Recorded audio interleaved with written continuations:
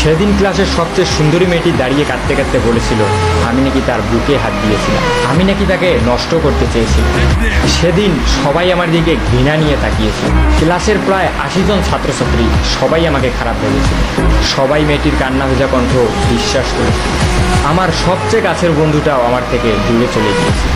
আমার সবচেয়ে প্রিয় শিক্ষকটাও আমার গালে চর মেরে বলেছিল তোমাকে সবচেয়ে ভালো ছাত্র ভাবতাম, তবে তুমি আজকে যে কাজটি করেছো তার জন্য তোমার উপর থেকে আমার সমস্ত ভালোবাসা শেষ হয়ে গিয়ে। যে নিজেকে একজন ভালো মানুষ হিসেবে প্রতিষ্ঠিত করতে পারে না, সে যত ভালোই ছাত্র হোক না কেন কোনো লাভ নেই। একজন লোকের সবচেয়ে বড় পরিচয় হচ্ছে সে একজন মানুষ। তুমি এখনো মানুষ হতে পারোনি, যদি পারো মানুষ হয়ে যাও। সেদিন আমি ক্লাসের কারো দিকেই চোখ তুলে তাকাতে পারিনি। কোনো অপরাধ না করেও নিজেকে অনেক বড় অপরাধী মনে হয়েছিল। আমার দুঃখটা সেদিন কারোর সাথে শেয়ার করতে পারিনি। যতটুকু সময় ক্লাসে ছিলাম শুধু মাটির দিকে চেয়ে চোখের পানি ফেলেছিলাম।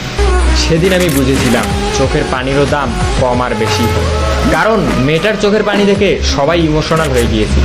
আমি সত্যিই মেয়েটার সাথে এসব কিছু করেছি কিনা এসব কেউ ভাবেওনি, চিন্তাও করেনি। সবাই মেয়েটার চোখের পানি দেখে তার সব কথাই বিশ্বাস করে নিয়েছিল। আমার চোখের পানি কাউকে আবেগী করতে পারিনি। আমার মতোই আমার চোখের পানিটাও কম দামি। আমি সেদিন ক্লাস থেকে চলে আসার সময় আবার ওই মেয়েটির সাথে কথা বলি, যে সবার সামনে আমাকে খারাপ বানিয়ে দিয়েছে। তার কাছে গিয়ে বলি তুমি এমনটা না করলেও পারতে। তুমি হয়তো ভেবেছিলে এমনটা করার পর আমি তোমার সম্পর্কে মানুষকে অন্য কিছু বলবো যা কেউ বিশ্বাস করবে না।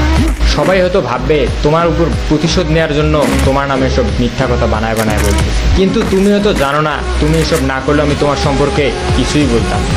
তবে ভয় পেও না, এখনো তোমার সম্পর্কে কাউকে কিছুই বলবো না।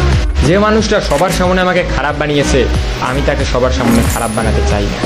কলেজ থেকে বাসায় ফেরার পথে যখন দেখলাম সবাই আমার দিকে তাকিয়ে আছে, তখন আমার বুঝতে বেশি একটা অসুবিধা হলো না। আমার খবরটা হয়তো এলাকার সবাই জেনে গিয়েছে, তাই আমার দিকে এভাবে তাকিয়ে আছে। আর এসব খবর তো অলওয়েজ বাতাসের মাধ্যমে ছড়ায়, আমারটা হয়তো সেভাবেই ছড়িয়েছে। যখন বাসার সামনে গেলাম দেখি বাবা আর মা দরজার সামনে দাঁড়িয়ে আছে। এটা হচ্ছে আমার সৎ মা। দেখেই বুঝলাম হয়তো তারা কলেজের খবর জেনে গিয়েছে। তখন আমিও সেটা বুঝতে পেরে আমি বললাম বাবা আমি কিছু করিনি। তখন বলল